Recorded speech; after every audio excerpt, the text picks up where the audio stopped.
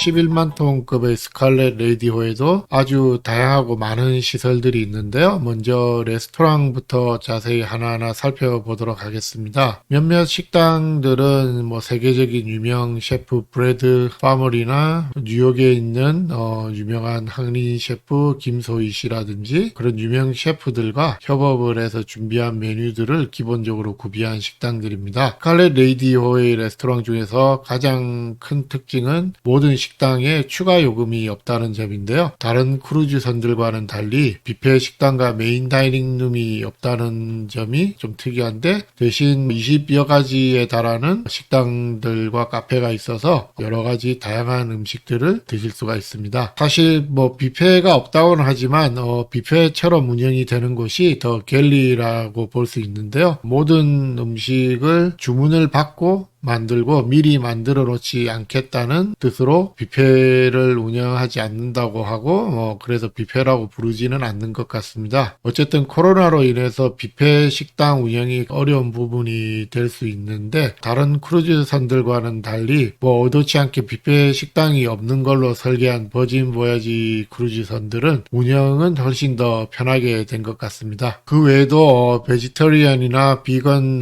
글루텐 프리 메뉴가 거의 모든 식당에서 제공된다고 하니까 베지테리언이신 분들도 가시면은 그래도 어느 정도 식사를 즐기실 수가 있을 것 같고요. 이 식당들은 버진 보야지의 세일러 앱으로도 예약을 하실 수가 있고요. 아니면 앱에서 대기자로 이름을 올릴 수가 있는데 올려놓고 기다리시면 연락이 오면 가서 드실 수 있는 그런 시스템이 준비되어 있습니다.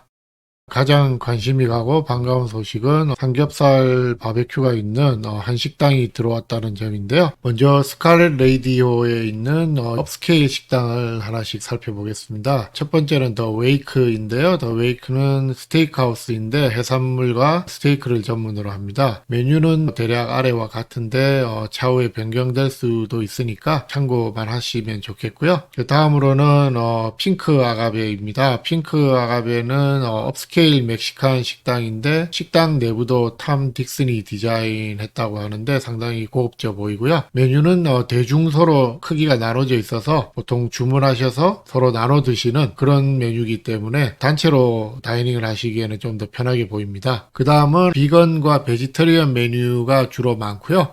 좀 건강식이 웰빙 메뉴가 많이 있는데 실내는 네덜란드 건축회사 콘크리트 암스테르담이 디자인을 하고 같이 있는 얼 레드 바에는 칵테일 카르텔이 준비한 시그네처 칵테일이 준비되어 있습니다. 다음은 테스트 키친인데요. 이 테스트 키친은 셰프가 준비한 대로 드시는 스타일의 레스토랑인데 식사만 하시는 게 아니라 요리 강습까지 같이 하는 키친 랩 형태의 식당이라고 되어 있습니다. 메뉴는 크게 일반 메뉴와 베지터리언 메뉴 두 가지로 나누어져 있는데요. 마찬가지로 설계는 콘크리트 암스테르담이, 메뉴는 유명 셰프 매튜 램버트가, 그리고 칵테일은 줄리아 모모세가 담당을 했다고 하니까 꽤 기대가 되는 식당입니다. 그 다음은 엑스트라 버진이라는 이탈리안 식당인데요. 피자 파스타는 기본이지만 그 외에도 디저트 중에서 아포가토 같은 거는 카트를 테이블에 바로 옆에 가져와서 바로 그 앞에서 만들어 드린다고 합니다. 그리고 가장 관심이 가는 한식당 건배에 대해서 한번 살펴보겠는데요. 물론 크루즈 최초의 한식당이고요. 라이블리 코리안 바베큐 레스토랑 소주바로 되어 있는데 배 안에서는 아주 고급 식당, 업스케일 식당으로 분류가 되어 있습니다. 그래서 보통 한 2시간 이상 식사를 하시는 걸로 되어 있는데 물론 예약을 하셔야 되고요. 다른 식당들은 대부분 6, 7층에 모여 있는데 한식당 건배만 15층 뒤편에 있어서 아무래도 연기가 좀 나는 바베큐 식당의 특성상 가장 위층에 따로 위치한 것 같기도 하고요. 스윗선시라고 상당히 가깝습니다. 건배는 뉴욕 브루클린에 있는 유명한 식당 인사의 셰프 김소희 씨가 준비한 메뉴인데요. 배 안에서는 직화로 구울 수가 없으니까 전기나 적외선 그릴을 사용하고요. 첫인상은 고급 삼겹살 집이라고 느껴지는데 메뉴도 상당히 간결하면서도 고급스럽게 보입니다. 에피타이저로는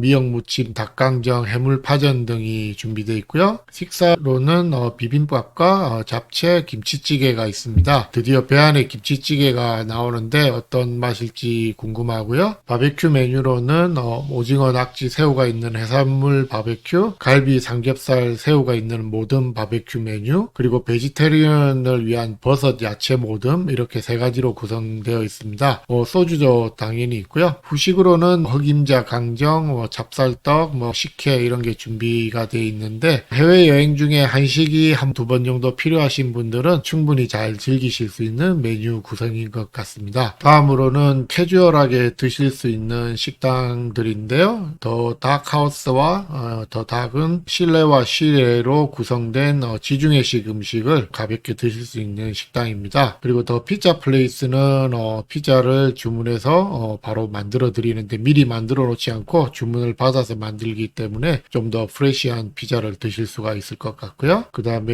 링미틸 아이스크림은 아이스크림 코너입니다. 특정 아이스크림 브랜드를 납품받는 것 같지는 않고 그래서 좀 더 기대가 되는 아이스크림 샵이고요. 그리고 더 소셜 클럽 다이너는 미국 스타일의 좀 살 좀 찌는 군것질 거리 전문 식당인데요. 핫도그나 캔디 애플, 솜사탕, 팝콘, 추로스, 포테이토칩, 밀크쉐이크 이런 걸 주로 서빙하는 소셜 클럽처럼 만들어 놓은 식당입니다. 선클럽 카페는 하와이안 스타일 포케가 제공되고요. 식당은 여기까지는 주로 업스케일하고 캐주얼한 식당인데 여기까지 소개해드린 식당이 한 10개 가까이 되는데요. 여기서 끝은 아니고 15층 뒤편으로 가시면 더 갤리라고 해서 뷔페는 아니지만 뷔페 비슷하게 운영을 하는 여러가지 음식이 섹션별로 나눠져 있는 식당가가 있습니다. 뷔페처럼 운영은 되지만 모든 음식은 주문을 하면 그때 만든다고 하니까 뷔페보다는 좀 차별화된 고급 뷔페라고 볼 수도 있겠는데요. 갤리에는 다음과 같은 9가지 섹션의 푸드 코너가 준비되어 있습니다. 누들 어라운드에는 라면, 우동, 미소스비 제공되고 벤토 베이비에는 일식이, 그 다음에 스윗사이드는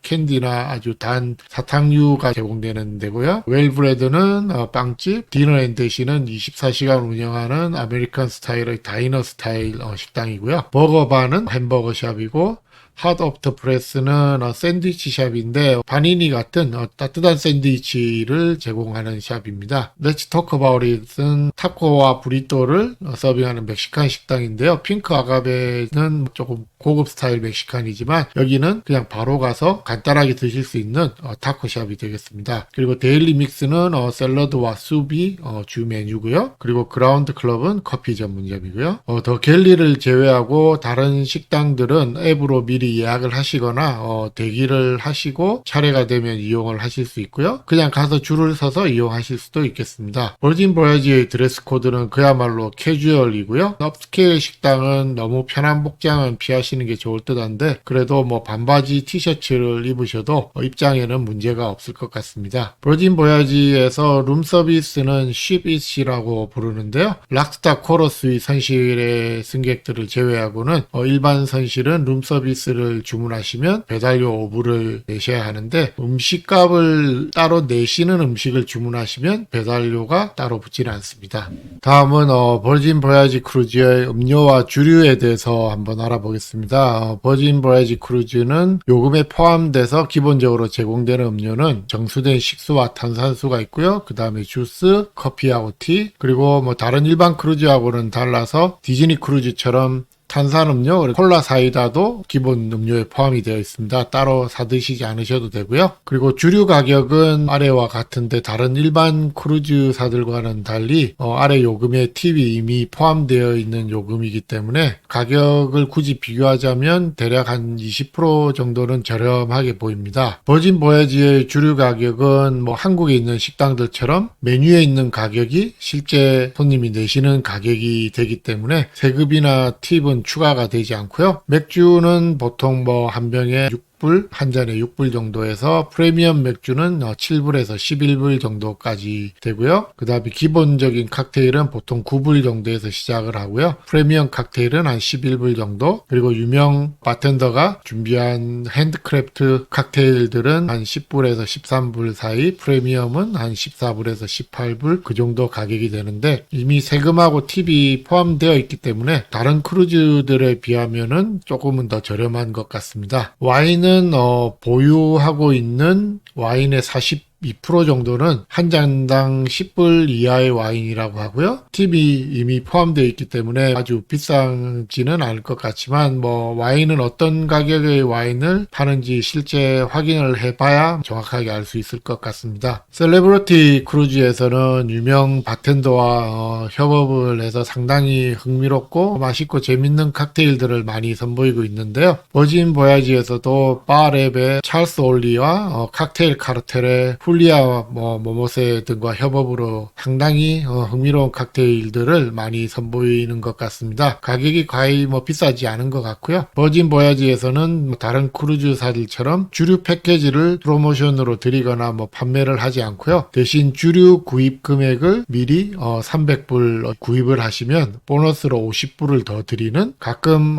행사 기간에는 300불을 미리 구입하시면 보너스 100불을 더 드리는, 그래서 300불로 총 400불어치의 주류를 크루즈 여행기간 사드실 수 있는 바탭 방식을 도입했습니다. 술을 좀 드시는 분들은 미리 바탭을 300불 정도 구입하시면 절약을 하실 수가 있고, 술을 아예 안 드시는 분들은 구입을 하지 않으시면 되니까 모든 분에게 다 주류 패키지를 드리면 술을 안 드시는 분들만 손해인 것처럼 느끼실 수가 있는데, 오히려 이런 방법이 더 합리적인 것 같기도 합니다. 다른 크루즈사들의 주류 패키지를 이용해 보신 분들은 좀 아시겠지만은 주류 패키지가 있어도 일정 금액 이하의 주류만 해당이 되거나, 또 포함되어 있는 주류 와인 종류가 너무 적거나 해서 선택이 별로 없거나, 카니발 같은 경우는 하루 이용 횟수가 제한되어 있는 경우도 있는데요. 그리고 현실적으로 주류 패키지를 소유한 승객들이 너무 많아서 바에서 술을 주문할 때 줄이 너무 길고 기다려야 하는 시간이 많기 때문에 그런 단점들을 버진 보야지에서는 겪지 않을 것 같습니다. 어쨌든 버진 보야지 크루즈를 가실 때 술을 좀 많이 즐기시는 분들은 300불 정도 바탭을 구입해서 50불 또는 행사 기간에 따라 100불 정도 보너스 머니를 받아서 이용하시는 것도 괜찮을 것 같습니다. 유명 샴페인 브랜드인 모에샹동사와 협력을 해서 모에샹동 샴페인을 주로 많이 판매를 하는데요. 대한 어디에서든지 버진 보야지사의 그 세일러 앱을 샴페인 흔들듯이 흔들어주면 샴페인 오더 기능이 앱에서 나와서 바로 클릭만 하면은 계신 곳으로 모에샹동 임페리얼 샴페인을 배달해 드리는 그런 서비스 기능이 있다고 합니다.